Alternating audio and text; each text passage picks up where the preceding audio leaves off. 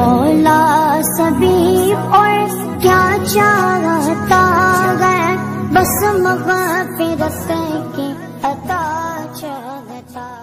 اور نمبر 2، شیطان کی اتباع پیروی سے بچو۔ اسلام میں پورے کے پورے داخل ہونے کا معنی سارا وقت اسلام میں گزرے، کسی وقت بھی اسلام سے باہر نہ ہو، سارے عمل اسلام کے مطابق ہوں، کوئی ایک عمل بھی اسلام کے خلاف نہ ہو، زندگی کے ہر موڑ پر اسلام سے ہدایات، اسلام سے رہنمائی لو، کسی ایک موڑ پر، کسی موقع پر بھی اسلام کے علاوہ کسی اور مذہب، دھرم، کسی اور طور طریقے سے رہنمائی نہ لو، اس کے مطابق نہ چلو۔ کمن کیفن علماً عملاً، ہر لحاظ سے اسلام ہی کے ہو کے رہو، سارا زمانہ، ساری جگہیں اور سارے اعمال اسلام کے دائرے کے اندر ہوں۔ حدیث پاک میں اس آیت کا جو شان نزول آتا ہے وہ یہ کہ حضور صلی اللہ علیہ وسلم کے بہت سارے صحابی ایسے ہیں جو اسلام سے پہلے حضرت عیسیٰ علیہ السلام کا دین تھا، حضرت موسیٰ علیہ السلام کا دین تھا، وہ ان دینوں کے عالم تھے، وہ ان کے ماہر تھے، ان کو پڑھا ہوا تھا، ان کو سمجھا ہوا تھا، ان کو مانتے بھی تھے، ان پر چلتے بھی تھے۔ جب اسلام آیا، محمد کریم صلی اللہ علیہ وسلم کی دعوت پہنچی تو انہوں نے حضور صلی اللہ علیہ وسلم کی دعوت کو قبول کیا، مسلمان بن گئے۔ اب ان میں سے کئیوں کا خیال یہ تھا، جن میں حضرت عبداللہ بن سلام رضی اللہ تعالی عنہ کا نام آتا ہے، کہ بھی ہم اسلام پر بھی عمل کریں، لیکن جو پہلے دین ہیں، موسیٰ علیہ السلام کا دین، عیسیٰ علیہ السلام کا دین، وہ بھی تو خدائی دین تھے، سچے نبی کی سچی شریعتیں تھیں، تو ان کے ایسے عمل جن سے اسلام نے روکا نہیں ہے، ان کے ایسے عمل جن سے اسلام نے روکا نہیں ہے، ساتھ ساتھ اگر ہم ان پر بھی عمل کر لیں تو اس سے ہمارا گویا کہ 2 دینوں پر عمل ہو جائے گا اور ہم اور زیادہ کامل انسان بن جائیں گے۔ مثلا ہفتے کے دن کی تعظیم کرنا یہودیوں کے دین میں ایسے فرض تھا جیسے ہمارے ہاں جمعہ کے دن کی تعظیم اور عظمت ہے۔ تو اب انہوں نے سوچا کہ بھی یہودیوں کے دین میں، موسیٰ علیہ السلام کے دین میں ہفتے کے دن کی تعظیم فرض ہے، لیکن اسلام میں بھی تو حرام منع نہیں ہے۔ اسلام نے یہ تو کہا ہے کہ جمعہ کے دن کی تعظیم کرو، جمعہ کا دن عظمت والا ہے، سید الایام ہے، لیکن یہ تو نہیں کہا کہ ہفتے کے دن کی تعظیم نہ کرو۔ اتنا بتایا کہ ہفتے کا دن یہودیوں کے لیے عظمت والا تھا، ہمارے لیے جمعہ کا دن عظمت والا ہے۔ اب جمعہ کے دن کے بھی ہم عظمت کریں، اسلام کے حکم کو پورا کریں، لیکن جو یہودیوں کے ہاں عظمت والا دن ہے اور اسلام نے بھی اس کی تعظیم سے روکا نہیں ہے، لہٰذا ہم اس کی بھی تعظیم کر لیں تو سونے پہ سہاگا ہو جائے گا۔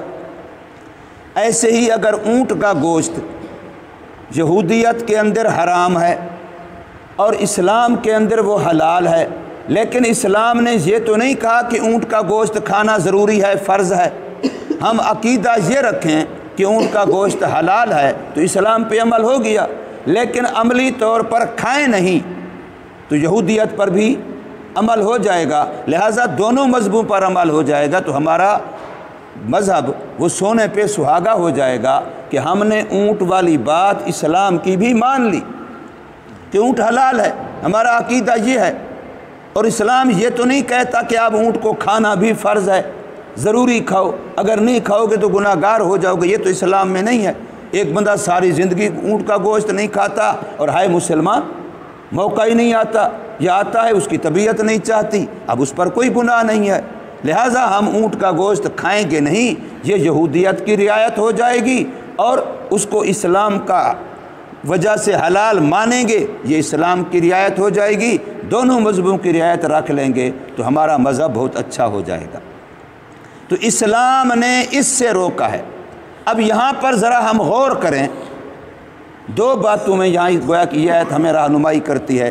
ایک یہ کہ جب اسلام کے آنے سے خدا تعالیٰ کے وہ سچے دین، سچی کتابیں، سچے نبیوں کی سچی شریعتیں وہ نہیں چل سکتی، تو پھر ہمارے اپنے بنائے ہوئے بدعات، رسومات، خرافات، طور طریقے، خاندانی رسم رواج اور علاقائی رسم رواج پھر وہ کیسے چل سکتے ہیں؟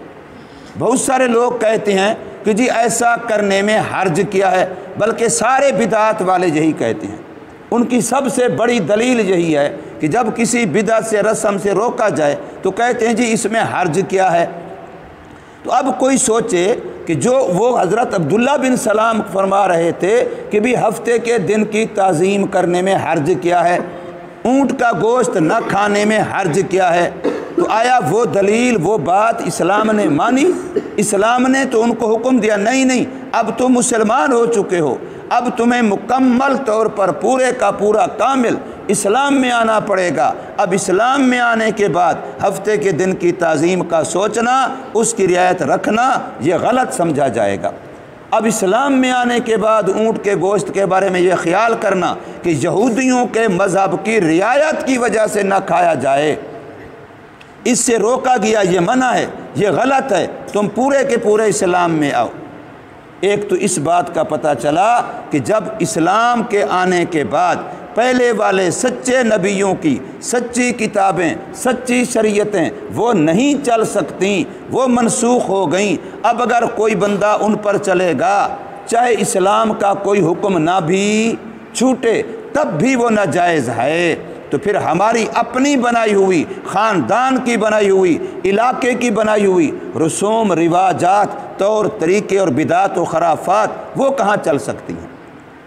اس سے گویا پتہ چلا کہ اسلام ناقص ہو جائے گا، اسلام پورا نہیں رہے گا۔ اسلام پورا تب ہوگا جب رواجات، رسومات، خرافات، بدعات اور خاندانی طور طریقے خوشی کے موقع کے ہوں یا غمی کے موقع کے ہوں، ان کو چھوڑنا ضروری ہے، ورنہ بندہ پورا اسلام میں داخل نہیں ہے۔ اور دوسری بات، یہ جو ہمارا آج کل کا یہودی عیسائیوں کو دیکھ کے رواج بن گیا کہ جی نماز تو شریعت کے مطابق ہے، لیکن بچوں کی شادی کے لیے وہاں ہم آزاد ہیں، وہ جی تبلیغ میں وقت تو شریعت کے مطابق ہے، لیکن دکان پر کاروبار اس میں ہم آزاد ہیں۔ تو یہ جو ہم نے ذہن بنا لیا ہے کہ اسلام صرف مذہبی عبادات کی حد تک ہے، اور جب معاملات آ جائیں، جب معاشرت آ جائے، لین دین آ جائے، رہن سہن آ جائے، برادری کے اندر کے معاملات آ جائیں، تو وہاں ہم اپنی مرضی کریں گے، وہاں اسلام ہمیں کچھ نہ کہے، تو یہ بات بھی غلط ہے۔ اسلام ہر موقع پر ہماری رہنمائی کرے گا، اور ہر موقع پر اسلام کی ماننا ہمارے لیے ضروری ہوگا، ورنہ ہم پورے مسلمان نہیں ہو سکیں گے۔ تو اللہ تبارک و تعالی نے ارشاد فرمایا، یا ایھا الذین آمنوا، اے ایمان والو داخل ہو جاؤ تم اسلام میں پورے کے پورے۔ کافتن جمیعاً کے معنی میں ہے، عامتاً تامتاً کے معنی میں ہے، اور یہ حال بن رہا ہے یا تو ادخلوا کی فاعل ضمیر سے اور یا پھر سلم کے صیغے سے۔ فرمایا ولا تتبعوا خطوات الشیطان، اور شیطان کی پیروی نہ کرو۔ اس کا مطلب ہے کہ جب تم اسلام کی رعایت کو چھوڑ کے کسی اور طور طریقے، رسم رواج، کسی اور اپنی گھڑی ہوئی بدعات و خرافات یا کسی سابقہ مذہب فلاں کی رعایت رکھو گے تو وہ شیطان کی تابع داری بن جائے گی، وہ شیطان کی غلامی بن جائے گی، اور اس سے روکا جا رہا ہے کہ شیطان کے قدموں طریقوں پر نہ چلو، اس کی اتباع نہ کرو۔ انہ لکم عدو مبین، وہ تمہارا کھلم کھلا دشمن ہے، اس کی بظاہر تمہارے ساتھ اچھائی کرتے ہوئے بھی اندر میں دشمنی چھپی ہوگی۔ حضرت عمر رضی اللہ تعالیٰ عنہ تورات پڑھ رہے ہیں، سچی کتاب ہے اپنے زمانے کی، اللہ کی طرف سے اتری ہوئی کتاب ہے۔ رسول اللہ صلی اللہ علیہ وسلم نے دیکھا تو آپ کو ناپسند ہوا، ناگوار گزرا، آپ کے چہرے کے رنگ، چہرے پر اثرات ہوئے۔ ابو بکر صدیق رضی اللہ تعالیٰ عنہ جو مزاج شناس نبوت تھے، انہوں نے دیکھا تو حضرت عمر کو تنبیہ کی کہ اے عمر دیکھتا نہیں حضور صلی اللہ علیہ وسلم کے چہرے کو کہ تیرے اس فعل کی وجہ سے کہ تو قرآن کے علاوہ تورات پڑھ رہا ہے تو اس سے حضور صلی اللہ علیہ وسلم کو ناگواری ہو رہی ہے، ناپسند فرما رہے ہیں۔ تو جب حضرت عمر نے دیکھا تو فوراً کتاب کو رکھا اور فرمایا آمنت باللہ ربا وبالاسلام دینا وبسیدنا محمد نبیا ورسولا۔ تو جب سچی کتاب نہیں پڑھ سکتے جو اپنے زمانے میں سچی تھی، منزل من اللہ تھی، تو پھر ہم نے جو آج کل اپنے طور طریقے پتہ نہیں کیا کیا نکالا ہوا ہے، یہ کہاں چل سکے گا؟ یہ قطعاً نہیں چل سکتا۔ اس لیے ہمارے لیے ضروری ہے کہ ہم اسلام میں داخل ہوں اور پورے کے پورے ہوں۔ شیطان انسان کا کھلا دشمن ہے۔ حضرت امیر معاویہ رضی اللہ تعالی عنہ کے بارے میں آتا ہے کہ وہ تہجد کے وقت اٹھا کرتے تھے، معمول تھا مستقل تہجد پڑھنے کا۔ تو ایک دن سستی، آنکھ نہ کھلی، جیسے کہتے ہیں جب نماز کا وقت ہوتا ہے تو شیطان تھپکیاں دینے لگ جاتا ہے، مٹھی چاپی کرتا ہے بندے کی، جسم کو مروڑے دیتا ہے، سو جا سو جا، ابھی وقت ہے، ابھی وقت ہے، کوئی بات نہیں ہے۔ تو نیند نہیں کھلی تو سارا دن بے چین رہے، اپنے آپ کو ملامت کرتے رہے، روتے رہے، استغفار کرتے رہے، حالانکہ تہجد چھوٹی تھی، کوئی فرض نماز نہیں چھوٹی تھی، تہجد چھوٹی تھی۔ ہماری تو فرض نمازیں رہ جاتی ہیں، ہم ٹس سے مس نہیں ہوتے، حرام کا ارتکاب کر کے ٹس سے مس نہیں ہوتے، اور نام لیتے ہیں صحابہ کی محبت کا، اپنے آپ کو صحابہ کا محب اور عاشق سمجھتے ہیں۔ تہجد کی نماز رہ گئی اور وہ بھی ایک دن رہ گئی، سارا دن استغفار کرتے رہے، اپنے آپ کو ملامت کرتے رہے، ہائے میرے سے کتنی بڑی غلطی ہو گئی، اپنے نفس کو کوستے رہے کہ تو نے آرام پسندی کی وجہ سے نماز تہجد چھوڑ دی۔ اگلا دن جب ہوا، سوئے ہوئے ہیں، ابھی اٹھنے کا وقت قریب آیا تو ایسے لگا جیسے کسی نے آ کے اٹھایا ہے کہ اٹھو تمہاری تہجد کا عبادت کا وقت ہے۔ تو یہ بڑے حیران ہوئے کہ میں خلیفۃ المسلمین ہوں، یہاں میرے گھر کمرے کے اندر تو کوئی آ نہیں سکتا، دروازے بند ہیں، تو یہ کون ہے جو میرے اندر آ کے مجھے اٹھا رہا ہے؟ تو روایت میں لکھا کہ انہوں نے ایسے ہاتھ مارا تو اس کا بازو پکڑ لیا اور پوچھا تو کون ہے، کیسے آیا؟ اس نے کہا میں ابلیس شیطان ہوں۔ بھئی تو کیسے؟ کہتے میں تجھے نماز کے لیے اٹھانے کے لیے آیا ہوں۔ اچھا تو بڑا خیر خواہ ہے، نماز کے لیے اٹھا رہا ہے، تو کب سے اتنا اچھا بن گیا؟ تو نمازوں سے روکتا ہے، تو کیسے مجھے نماز کے لیے تہجد کے لیے اٹھا رہا ہے؟ کہتا ہے میں اب بھی تیری دشمنی کر رہا ہوں، کل جو تیری تہجد میں نے چھڑوائی ہے اور تو نے جو سارا دن پھر عبادت کی ہے، استغفار کیا ہے، اللہ اللہ کی ہے، اپنے آپ کو ملامت کیا ہے، تو نے تو ہزاروں تہجدوں کا ثواب حاصل کر لیا۔ میں نے کہا چلو وہ ایک پڑھ لے، ہزاروں سے تو بچاؤں اس کو، زیادہ نفع تو نہ حاصل کر سکے۔ تو میں عرض یہ کر رہا تھا کہ شیطان بظاہر تمہارے میرے ساتھ بھلائی بھی کر رہا ہو تب بھی اس کے پیچھے دشمنی ہوگی، پھر بھی وہ ہمارا نقصان کر رہا ہوگا، ہماری بھلائی نہیں کر رہا ہوگا۔ اس لیے قرآن کہتا ہے کہ وہ تمہارا کھلم کھلا دشمن ہے۔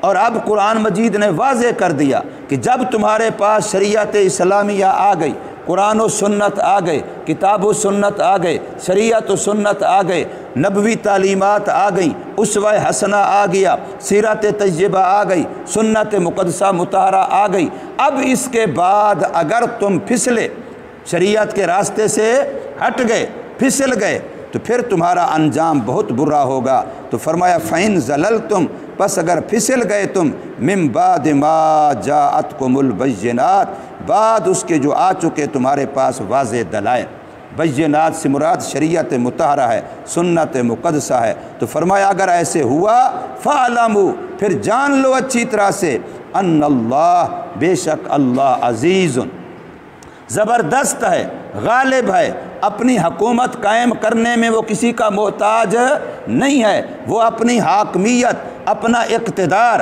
قائم کر سکتا ہے، تم اس کے مقابلے میں عاجز ہو۔ اور حکیم اگر وہ جلدی نہ بھی پکڑے تمہاری غلطیوں پر، جلدی تمہارا مواخذہ نہ بھی کرے، فوری گناہ کے اوپر سزا نہ بھی دے، تو پھر بھی بے فکر نہ ہو جانا، او جی میں نے تو بڑے جھوٹ بولے کچھ بھی نہیں ہوا، میں نے تو بڑے فلاں کیے کچھ بھی نہیں ہوا۔ تو ایسے مہلت کی وجہ سے، لیٹ کی وجہ سے بہادر نہ ہو جانا، जरी ना हो जाना गुनाहों पर, इसलिए कि वो हिकमत वाला है, कभी लेट करने में उसकी हिकमत होती है। जैसे कोई शिकारी किसी शिकार को शिकार करना चाहता है तो दूर से देख के उस पर फायर नहीं करता, वो बैठ जाता है छुप करके, कहता है और करीब आ जाए, और करीब आ जाए, और करीब आ जाए। जब बिल्कुल करीब आता है अब हमला करता है, अब फायर करता है, फिर उसकी अच्छी तरह से उसको काबू करते हैं और अच्छी तरह से वो पकड़ा और मारा जाता है।